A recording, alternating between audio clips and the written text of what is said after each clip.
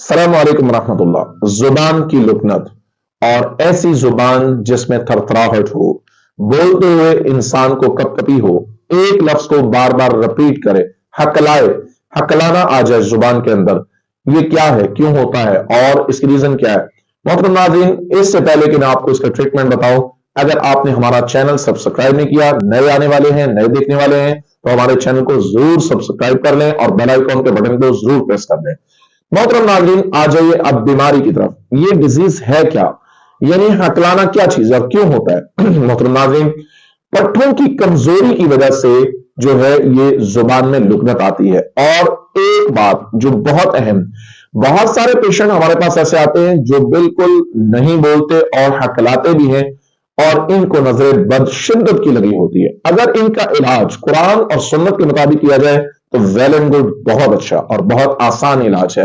محترم ناظرین، اس کے اندر خاص طور پر ایک میڈیسن یوز ہوتی ہے جس کا نام ہے بووسٹا، جو ہومیوپیتھک کی میڈیسن ہے۔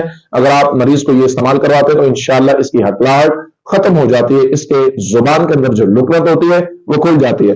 اس سے پہلے میں یہ سمجھتا ہوں کہ سب سے بہترین ایک اور علاج وہ یہ ہے، اگر مریض کو یہ دعا سکھائی جائے، رب اشرح لی صدری ویسر لی امری واحلل عقدۃ من لسانی یفقہوا قولی، اور اس کو مریض بار بار پڑھے، انشاءاللہ الرحمن اس کی زبان کی لکنت ختم ہو جائے گی انشاءاللہ۔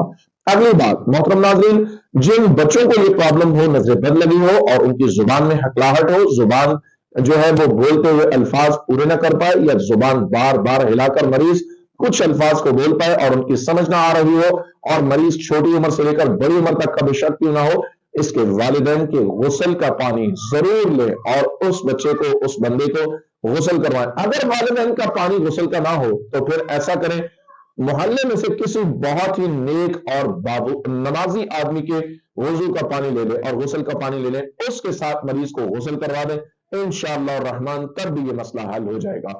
اگر آپ کو ہمارا مشورہ پسند آیا ہو تو لائک کیجئے، شیئر کیجئے، کمنٹس کیجئے گا، اور اپنی رائے کا اظہار کرنے کے بعد ہمارے چینل کو سبسکرائب کریں اور بیل آئیکن کے بٹن کو ضرور پریس کریں۔